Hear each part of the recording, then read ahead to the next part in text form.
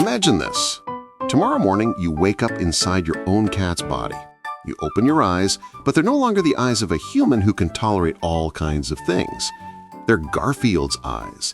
Eyes that can see in the dark many times better, but get blasted when the curtains are yanked open and the ceiling light snaps on. Your ears can now hear every single footstep in the hallway, the clink of a spoon against a mug in the kitchen, the cars outside. Your nose is being attacked by the smell of coffee, floor cleaner, air freshener, perfume, cooking fumes, things that to you are light and pleasant, but to Garfield are basically a chemical bomb. In this video, we're going to spend a full 24 hours living inside Garfield's brain.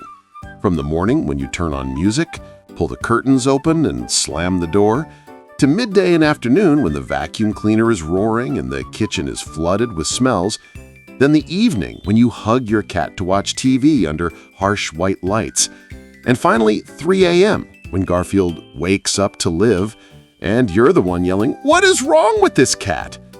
Every time slot will see through Garfield's eyes, ears, nose, with scientific explanations woven in about feline hearing, vision, smell, and their crepuscular body clock, so you can understand why, to them, your normal home can sometimes feel like a noisy amusement park that's open 24/7.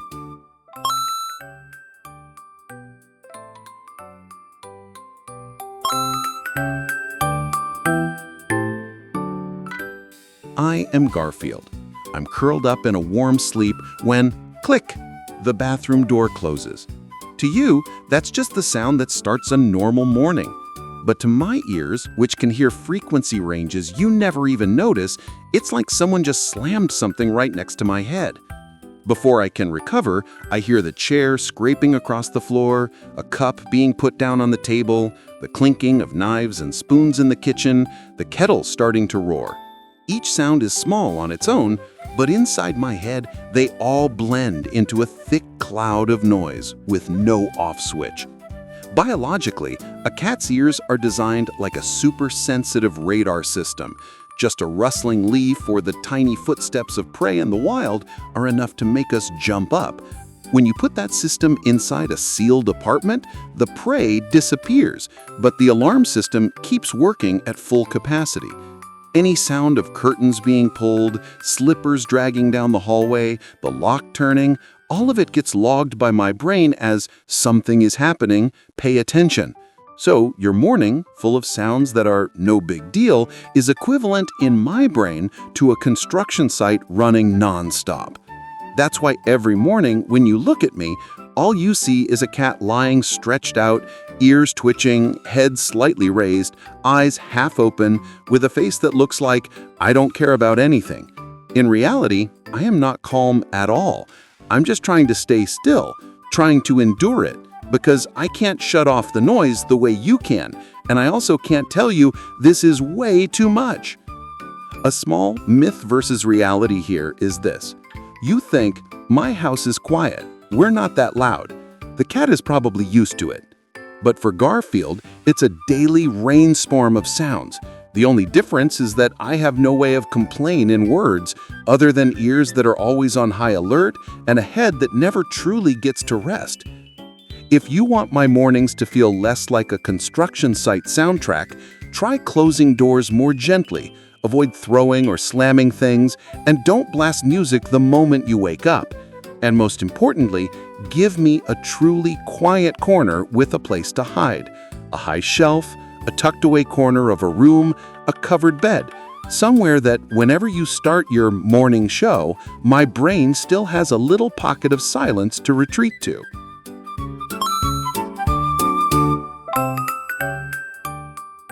I'm curled up in the soft darkness behind the curtain, where everything is dim but clear enough.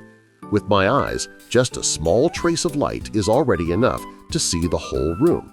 Then you wake up, walk to the window, and in a very human move, you yank the curtain to one side in one go to brighten up the room. In that moment, if you were inside my body, you'd understand what it feels like to have the entire sky thrown straight at your face. No transition, no preparation, just a white glare crashing in, forcing your eyelids to squeeze shut in pain, forcing your head to turn away in search of darkness. My instinct is to dive under the bed, squeeze into a gap in the wardrobe, or bury my face in the blanket, not because I'm moody, but because my eyes simply cannot handle that shock of light. A cat's eyes are built to be masters of the dark. My pupils can open very wide to capture every tiny bit of light, and behind my retina there's a reflective layer that helps make use of every single ray that enters. Thanks to that, in a room that looks barely visible to you, I can walk confidently, jump up onto the table, and see every small movement clearly.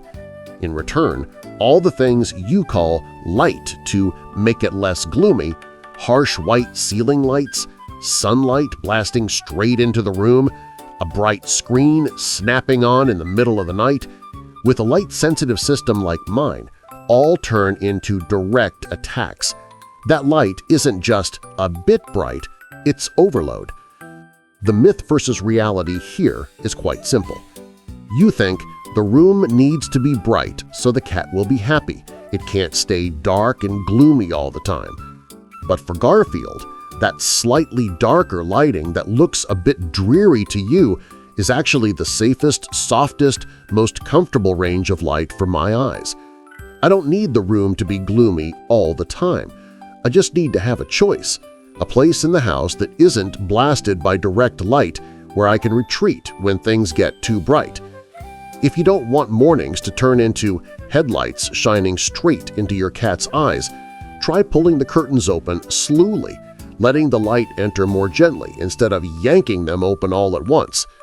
And in the room you like to keep bright, make sure there is at least one darker or neutral light spot, an edge of the bed, a bed placed in a tucked-away area, a shelf that doesn't get direct sun, so that when my eyes say, "That's enough," I still have somewhere to hide.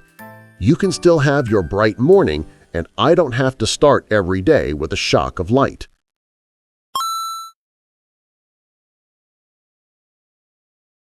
By noon, you walk into the kitchen. Oil is sizzling, food is steaming, spices are blooming. You feel it's so fragrant and cozy. But with my nose, which is many times more sensitive, it's a thick wave of smells slamming straight into my face.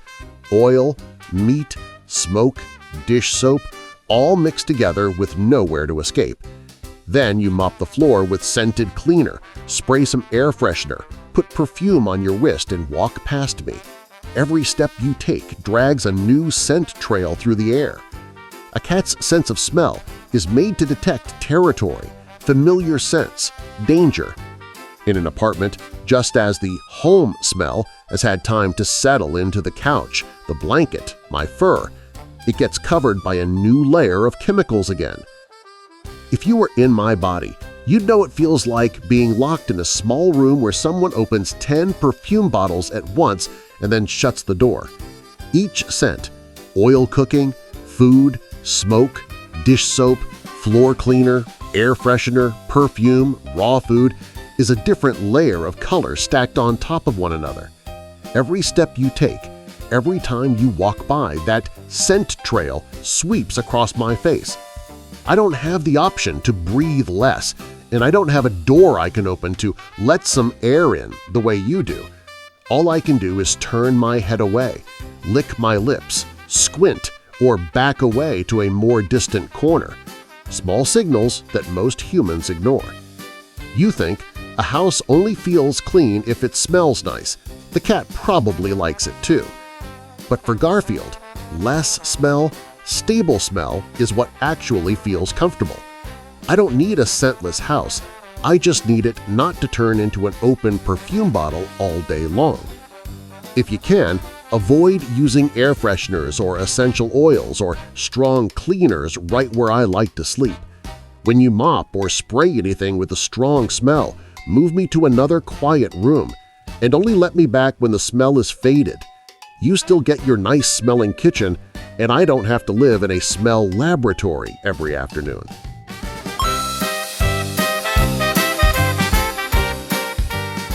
By afternoon, when you suddenly feel like cleaning the house properly, I know the nightmare is about to start.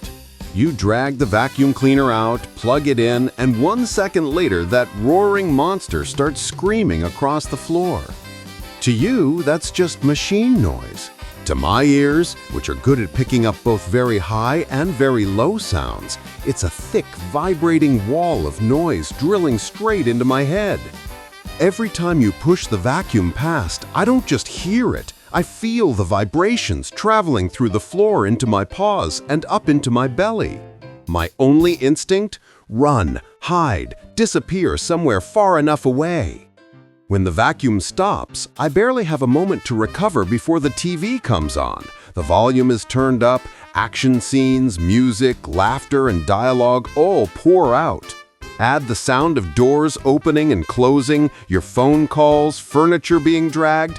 Together, they create a layer of background noise that to you is normal. A house only feels alive when it's noisy. But to a nervous system that's always on guard like mine, it's a constant low-level alarm state. I still lie there. I might even pretend to sleep, but my ears are always turned toward the sound, and my brain never really rests.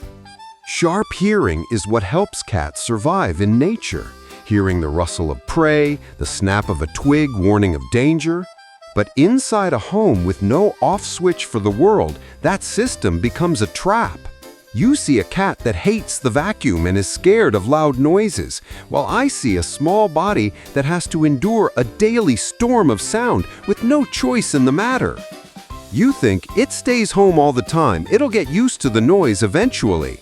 The truth is, many cats never get used to it. They just learn to hide better, sleep more in places that are hard to find, and come near you less when the house starts getting loud. If you don't want late afternoon and evening to always be a forced live show for me, try this. Run the vacuum when I'm already in another room with the door closed. Give me a hiding place that's high up or enclosed, far from the TV, speakers, and main traffic paths. Don't put my favorite bed right next to the noisiest area of the house just because it's convenient for you. You may enjoy the noise, but I'm just hoping there's still at least one truly quiet corner left in this home.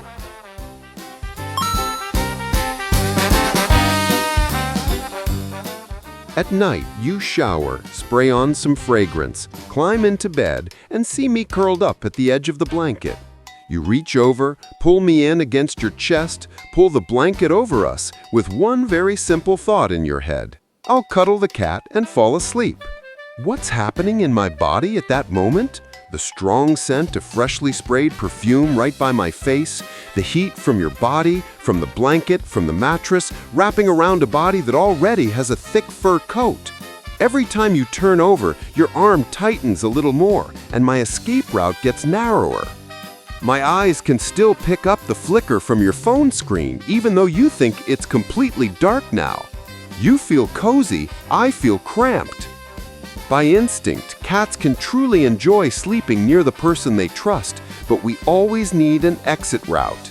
In the wild, a small body like mine never fully relaxes in a place where it can't control its escape path.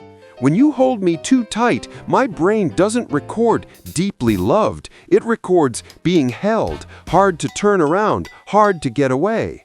Small signs like slightly flattened ears, a lightly flicking tail, lip licking, or a tensed body are not cute. They're my way of saying, that's enough. You think it climbed on the bed to sleep with me, so hugging it a bit is no big deal. But for me, loving you does not mean accepting being pinned down all night. I want to choose the distance. Some nights I'll sleep pressed against your hip. Other nights I just want to stay at the foot of the bed, where I can hear you breathe but still jump down at any moment. If you really want me to be comfortable, let me be the one to initiate. Lie down, leave a space open, and don't pull me closer if I haven't come to you myself. Once I'm already lying near you, keep your arms loose enough so I can get up and leave whenever I want. For a cat, being able to come close and walk away on our own terms is far more important than a tight hug.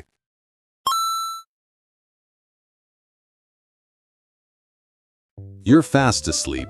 The lights are off. The TV is off. The vacuum is silent. The kitchen is quiet. Your perfume has faded. For the first time all day, your home is peaceful. No more doors slamming, no more phone calls, no more clinking dishes. The only light is a faint glow from the window or under the door. To you, this is the middle of the night. To my body, this is prime time. In nature, my species is not most active under the harsh midday sun like humans, but around dawn and dusk, a rhythm called crepuscular. All day, I've had to conserve energy, sleeping, half awake, enduring noise, light, and smells without getting to do much real cat work. When everything finally calms down, my brain flips one simple switch: time to hunt. That's when you see me shoot from the bedroom into the hallway, jump onto chairs, cling to the side of the cabinet, chase an invisible shadow, bouncing up and down like a spring. You're in bed, jolted awake, annoyed. Is this cat crazy? Why does it go wild at 3 a.m.? But if you were inside my body, you'd see this is not going crazy. It's my body finally being allowed to live the way it was programmed from birth. Biologically, a cat's hunting cycle includes stalk, chase, catch, bite, tear, eat, groom, sleep. In your home, a lot of steps in that chain disappear. I don't get to stalk for real, chase for real, bite and tear for real, so that energy builds up and spins around in me. If you're busy all day, don't play interactive games with me, don't let me climb, and don't give me anything to channel my instincts into properly, then 3 a.m., when the house is finally quiet and my eyes feel comfortable, is exactly when all that pent-up energy explodes. If you want 3 a.m. to be less of a chaos hour, help me burn off that energy before you go to bed. Play with me using toys that need chasing, wand toys, prey-like toys for 15 to 20 minutes so I can stalk, pounce, and chase to my heart's content. Give me a small meal afterward so my body gets to complete the full cycle of hunt, eat, sleep. Set up some climbing spots and self-play toys for the night, so if I wake up, I still have cat work to do besides jumping on you. I will not magically turn into a cat that sleeps silently all night like a pillow, because that's not what my species is built to be. But if you understand and respect my natural body clock, 3 a.m. will be less of a nightmare and more about the soft footsteps of a small creature trying to live according to how nature programmed it right inside your home.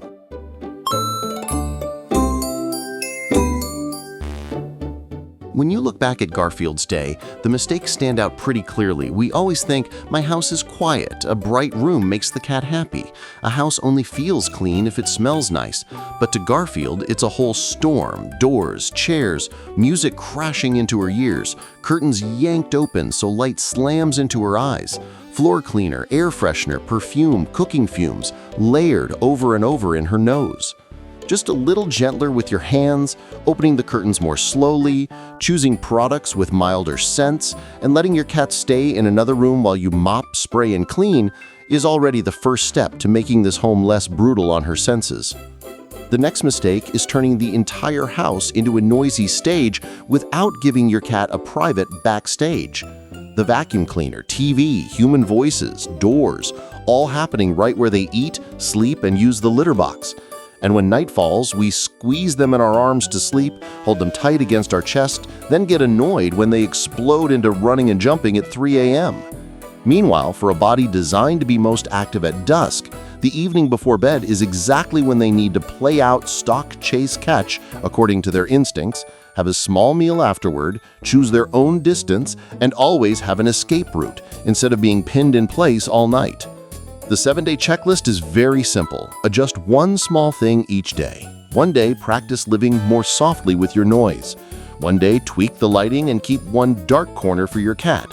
One day, don't use anything overly strong smelling in the house. One day, set up a hiding spot that is genuinely quiet. One day, deliberately avoid the tight, restraining cuddles. Just let them come to you on their own and always leave them an escape route. One day, play interactive games for 15 to 20 minutes before bedtime, followed by a small meal. On the 7th day, just observe. Are they hiding less or more? Where do they relax? Do they approach you more naturally? And keep the habits that make it easier for both you and Garfield to breathe.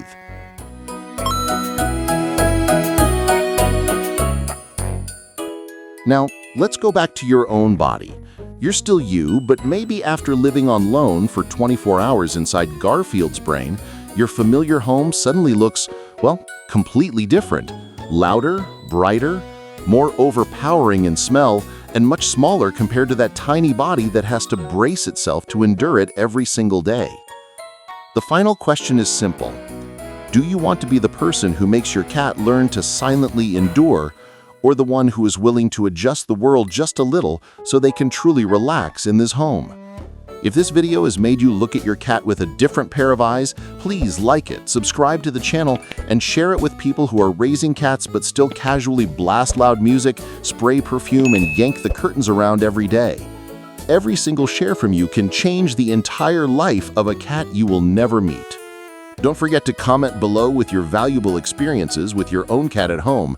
Who knows, your answer might help another guardian realize something they've never noticed before and save another Garfield from having to live in a sensory prison. And as always, nothing we say here replaces a veterinarian. If your cat is showing signs of pain, severe stress, abnormal breathing, persistent hiding, or long-term behavior changes, don't try to fix it yourself with a few tips from the internet. Take them to a trusted veterinarian so someone who truly understands that tiny body can examine them properly.